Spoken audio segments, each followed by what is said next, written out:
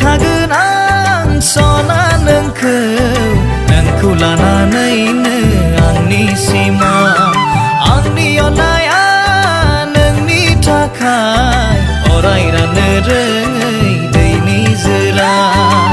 सना नों मानो बुजिया आंनि गोरबोनि खोथा नोंखौ सानै सानै आंहा जायो फाग्ला सना नों मानो बुजिया आंनि गोरबोनि खोथा